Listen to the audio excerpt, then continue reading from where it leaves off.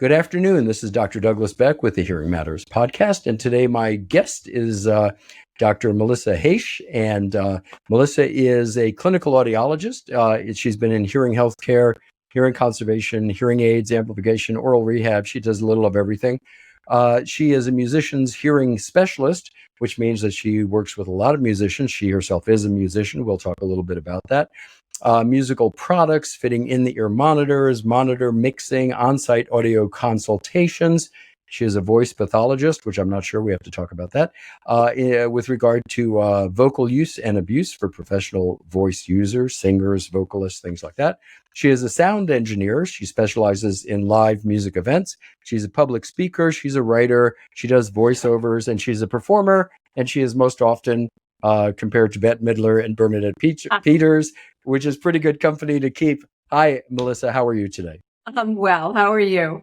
I'm doing great. And thank you for having me. I'm delighted to have you. And I should say, you and I performed together about 9 years ago at a AAA function in San Antonio. And as best I recall, we were an amazing band. We were. We kicked butt. We kicked audiology butt. Absolutely. All right. Well, I want to start with, so where did you get your audiology education? You know, just in a few words, where'd you get your AUD and your master's and stuff like that? So I have a dual master's in audiology and speech pathology, which I got at Hofstra University out on Long Island. And then I did my doctorate of audiology at what is now Salus University. Although I think they are now Drexel. They've undergone some changes in the last 6 months last year. Yes. Yeah. But that organization is where I did my AUD. And so you became a speech language pathologist and an audiologist. You got your C's in both and became at licensed. The same time. Okay. All right. And then, so you started clinically, and then you moved into becoming a sound engineer. So most of our audience knows how we become audiologists and SLPs, but how do you become a sound engineer? What's that about? So when I really felt there was a void in my education and how I could help people, I went through a program in New York City that led to a certificate in sound engineering. And it went through the basics and then intermediary and then more advanced components of sound engineering, both from a live and a recording aspect. And we had exams and we had the equivalent of clinicals, projects to demonstrate our aptitude. And then the next part of sound engineering is really being on site and learning it as you're going. And that gets me to the essence of today's talk, which is in-ear monitors. And I'm very curious because I know you studied with my friend Mike Santucci a couple of years back.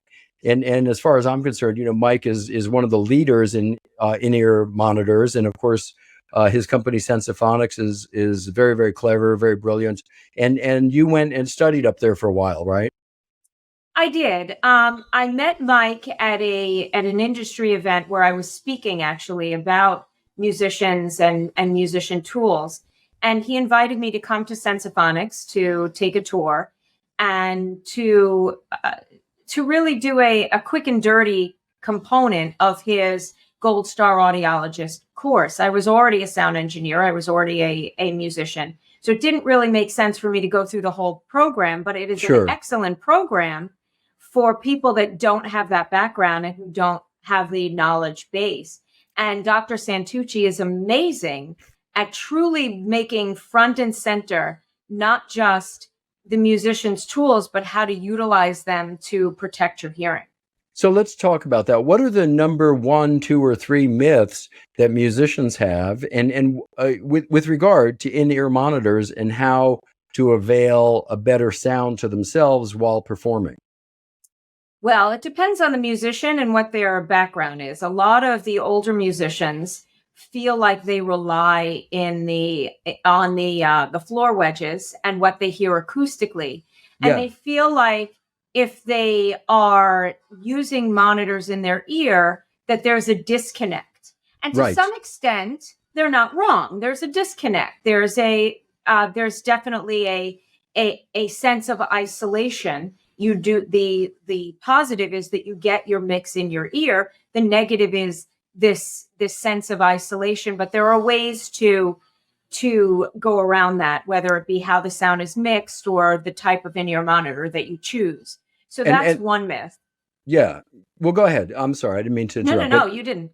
Okay. So, when I've performed on stage, I was in probably the largest, most significant band I was in was the Jeff Keith band in 2010 through 2013, something like that. We did one event that was incredibly large. It was the Walk for the Cure, the Walk Run for the Cure, the Susan G. Komen race. And, there were 25, 30,000 people there.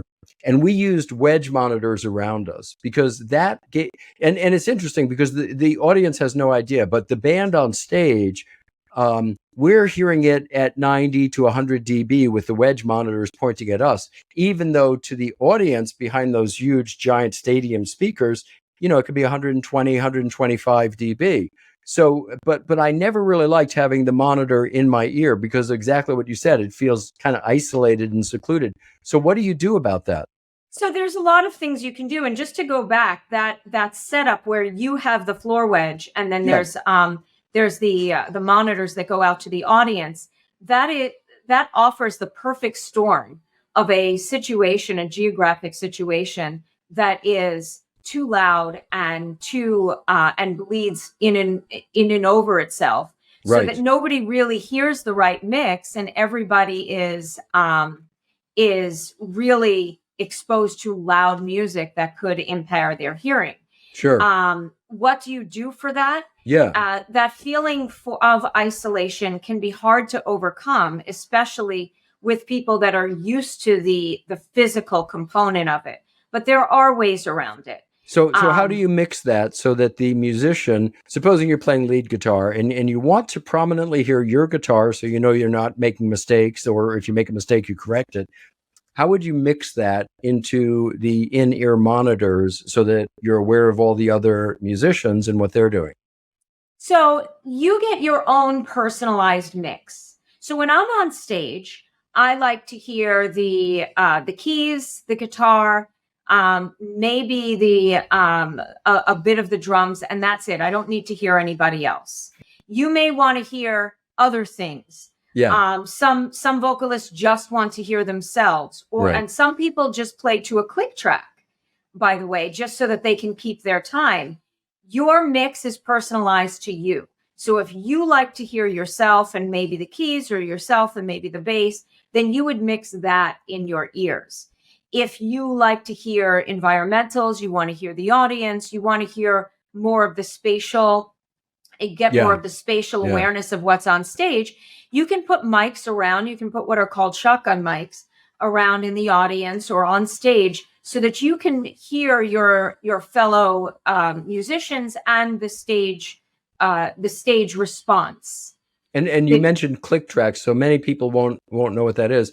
So a click track is quite literally in your ear. You're getting a regular rhythm like that, so that you stay within the beat, and it's very important, particularly when you're isolating your sound and you're not necessarily hearing the bass or the drummer as prominently as you might in an open air environment. That click track becomes really critical, because when somebody screws up and goes off time, the rest of the band it's a disaster on stage. Exactly. Yeah. Exactly. And so you are still performing, as best I know. So you perform in and around New York. Tell me a little about that.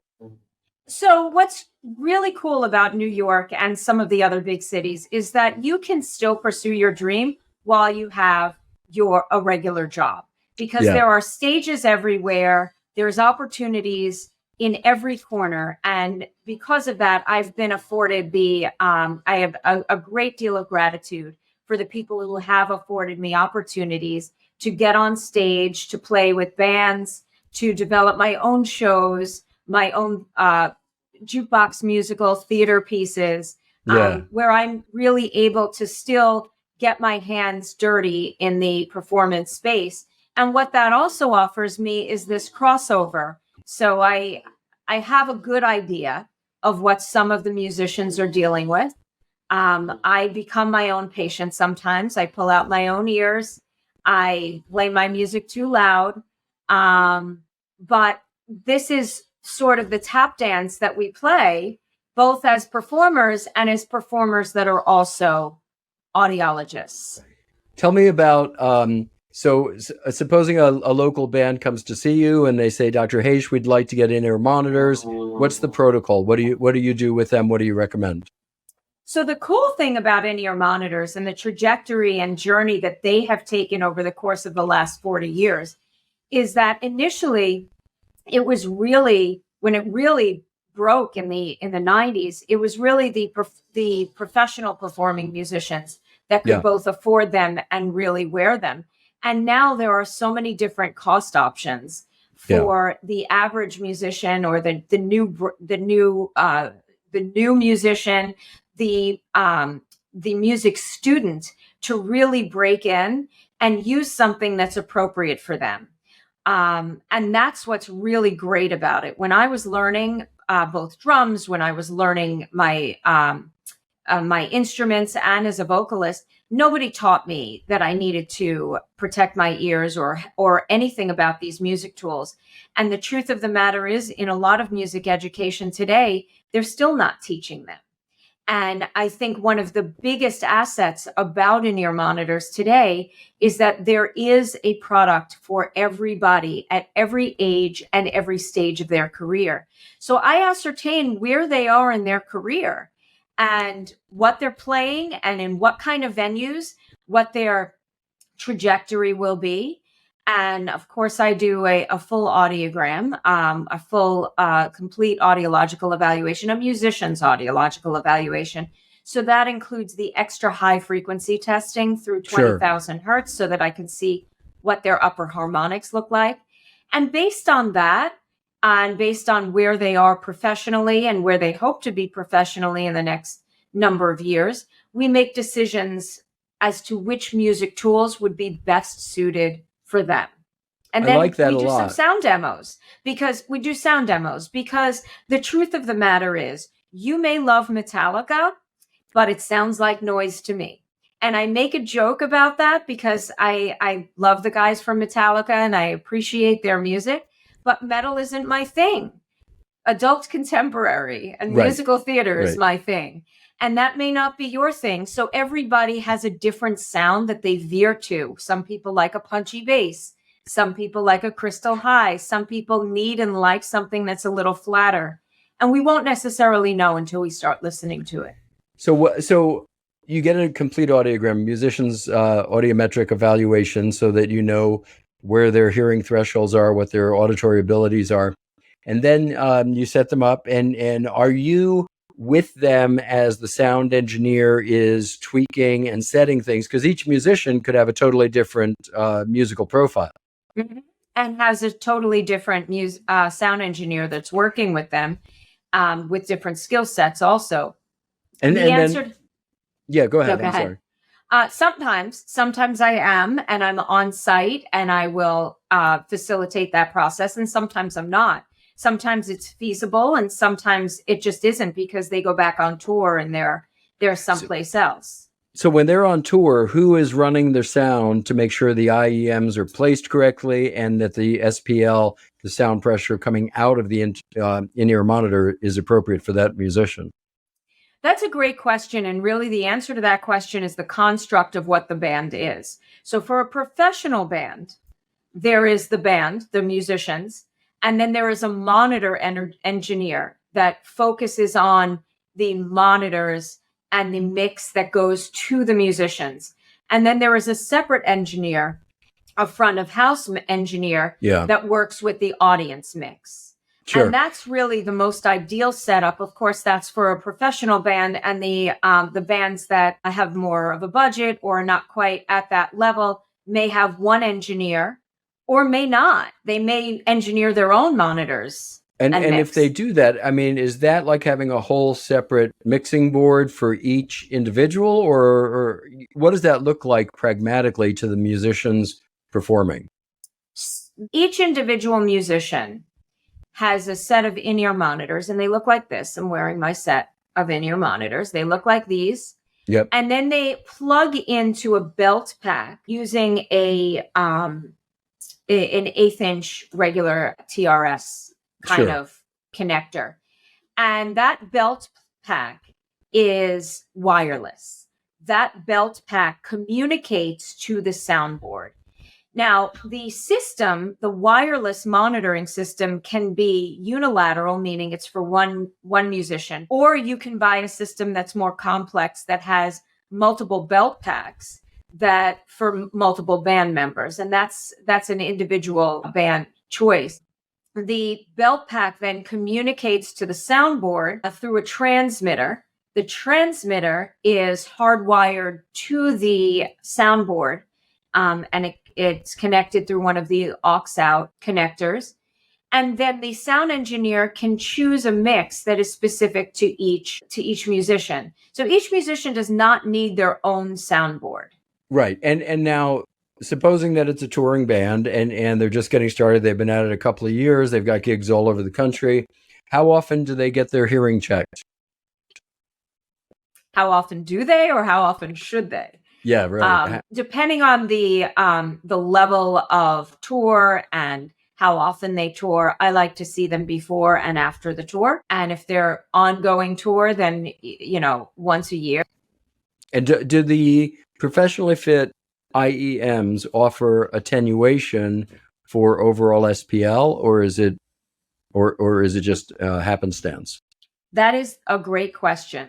And the take home, if there is no other take home from our talk, is that in-ear monitors by themselves are not hearing protection devices. A lot of people think they are, and a lot of musicians think they are, but they are not by themselves a hearing protection device. In fact, you can, depending on the in-ear monitor, put them in your ear.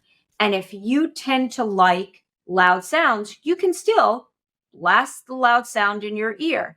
There is research out there that has shown that people that tend to like a certain level of sound still veer towards that level of sound. So they still choose to turn it up to whatever it is, 95 decibels, 100 decibels. And the truth of the matter is that the musician themselves still need to learn to use them properly and then go through the proper channels to continuously monitor their hearing. They're in a better position of protecting their hearing when they have something in their ear that's isolating them from all of the bleed over from the environmental sounds. They're in a better position. But is it possible to still do damage? Absolutely. So, yeah, and I think that is a good take-home message, that in-ear monitors don't necessarily protect you from noise-induced hearing loss. And for performing bands, it's a likely outcome for many people. Tell me about garage bands, not professional bands, but perhaps one day they will be, and they're interested in getting IEMs. Who would you recommend? Who would you look at, maybe on Amazon or other popular venues? What should they look at? Maybe which products and what are the features that they want to make sure they have? So I would never look at an in-ear monitor on Amazon. The answer to that is never. Okay. Not for a garage band, not for a new musician, never. Because the in-ear monitors that you can purchase on Amazon are cheap for a reason. They're not built well, they break down, the sound is not great. You can get a really solid, good device from any of the major manufacturers, from the major vendors, at a decent price point. Yeah. And depending on what your price point is, you can still get a good custom device. There's a low-end Ultimate Ears. There's a low-end JH Audio. There's a low-end Fur Audio. Actually, Fur Audio has another sister brand, Bellows Audio, that has entry-level devices. Right. But the cool part about Ultimate Ears is they also have, and actually all the manufacturers have universals in addition to the custom product. So you can get a professional level universal product. The Ultimate Ears product, you can get a professional level universal for $200. That's pretty reasonable. Yeah. And you can add a custom sleeve that's made by Westone that will attach to that universal that can make it sort of like a custom unit for another $150 if you wanted to. And do you recommend that musicians go directly to the companies you mentioned, or should they go through an audiologist, or what's the best way to approach that? I always recommend going through an audiologist because the audiologist will be able to help you choose which device is best suited for you and will also help you utilize that device in a way that is safe and easy and effective. Yeah, and these are specialty areas within audiology. Every audiologist is not familiar with music and or entertainment and or different, sound systems. How do you find somebody who is well versed in all of these issues we've been discussing?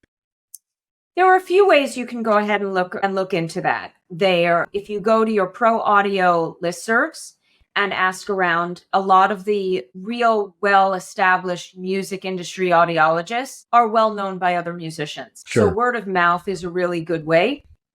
Sensaphonics has a gold circle audiologist group, right, where if you go to their website, you can see anybody who's on that list has been through a program or has the knowledge base. Going through any of the other manufacturers, JH Audio, Ultimate Ears, anybody who is listed as a dealer has some sort of level of understanding. But if you want somebody who really has a good understanding of what your needs are as a musician, as a performer, and the real intricacies of how the in-ear monitor is built, I would turn to your colleagues in sound engineering and in music, because the likelihood is they've spoken to somebody already.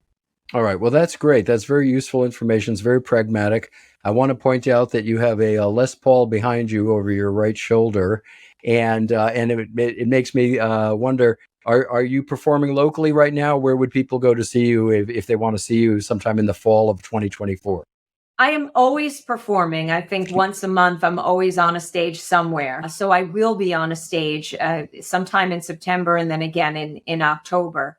Okay. But I am actually in the process of building a jukebox musical that I'm very excited about, that will span the trajectory of some real important topics that will touch us all. So I'm really excited about that. Well, you have to tell me when that happens. Maybe we'll come to New York and have a look-see. Do you have a website for people who want to get more information on in-ear monitors and how to go about purchasing and using them? Yes. You can reach me at New York Speech and Hearing or New York Sound and Hearing. My website is ny-sh.com. You can also find me at musicaudiologist.com. All right. Well, Melissa, it's a joy to speak to you. You're a wealth of knowledge, and I've learned a lot about the better ways to go about IEMs, and I appreciate your time and your expertise. Thank you so much for having me. This was a joy. I really appreciate it. Thank you so much.